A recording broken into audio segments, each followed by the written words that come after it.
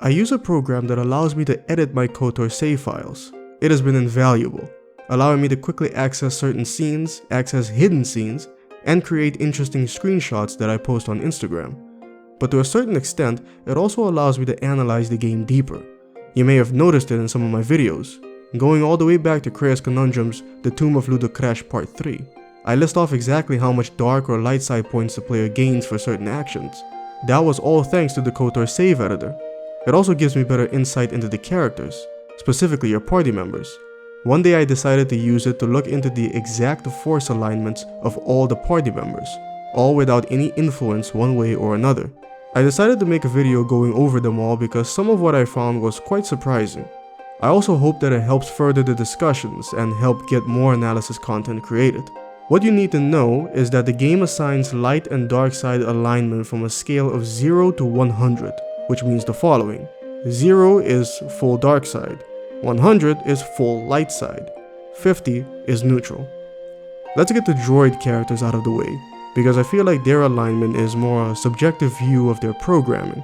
In both KoTOR 1 and 2, T3M4 is perfectly droid-like at 50, completely neutral, while HK47 rests at 20, being the assassin droid of unrivaled sophistication that it is. And finally we have Goto at 30, 10 points above HK47. But it's the living beings that have the force flowing through them that we need to worry about. Both Jedi from KoTOR 1, Bastila Shan and Juhani, stood predictably high at 70 each. But what's interesting is that it took two non-force sensitives to surpass them. Both Kart Onasi and Mission Vale stood above them at 75.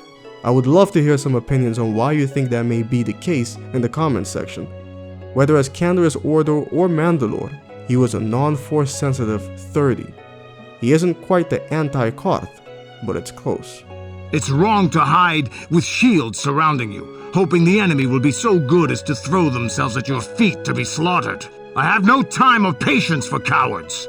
They deserve to be hunted down and exterminated like vermin. The same goes for Zalbar and Hanhar, with the former maintaining a 60 and the latter dipping down to 20. I feel like Zalbar could have been Hanhar if the situations and experiences were more similar, almost like a Batman and Joker type of dichotomy. Once upon a time they both had a really bad day, but they emerged the other side in stark contrast to one another, especially in relation to the Wookiee life debt. As a side note, I loved how Obsidian took that concept and flipped it the way they did. The person who shares Zalbar's disposition happens to be someone who also did something in the past that filled him with regret, Bao-Dur, while the person who shares an occupation with Hanhar and spared his life, Mira, sits just below at 55. I've killed people before, but not if I don't have to. While they may be alternative characters depending on the exile's gender, they are similar in certain aspects. This happens to be one of them. Both the disciple and the handmaiden resides at a somewhat unorthodox for this list, 62. However, the person the handmaiden comes into direct conflict with, while by the exile's own admission doesn't come off as evil, Vazazmar's alignment is a 35. Her people are not prone to violence, war, or hatred, yet their planet is obliterated, scoured from the face of the galaxy, and all that remains is a Sith. Darth Nihilus's influence is apparent. This cantina is infested with life. A well-placed grenade could cleanse some of the dirty and insignificant souls here. Perhaps what's most surprising out of this was discovering that a character that virtually all of us assumed was completely neutral actually isn't.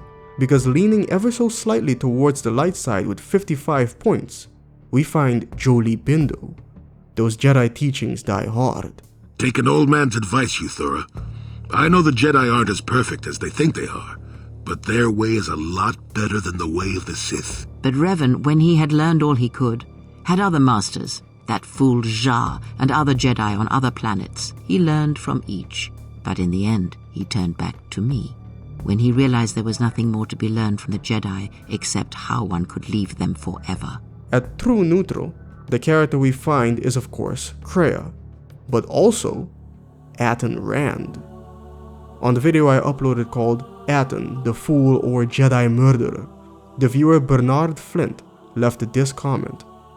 I think one of the most brilliant things in this game's writing, and I don't even know if this was on purpose, is how much Aten and Kreia have in common, despite the fact that they hate each other.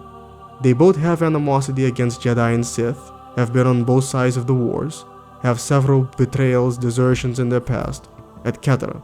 They even have snark in common. I think it might be safe to say that this was done very much on purpose. It makes sense that Aten would be neutral in the Force, being the Jedi hunter that he is.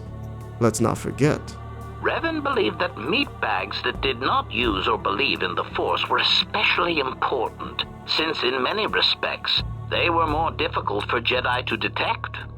Statement. The Master felt it was ironic that only people who had experienced such passions could harm Jedi in such a way that to kill Jedi, you had to be a human being. Revan found that quite amusing. We know that Kreia meditates to secure her center. We could say that Aten has his own method. At times, he will list off engine sequencers, memorize the hyperspace routes on the other side of the galaxy, count the ticking in the power couplings even though they are fixed.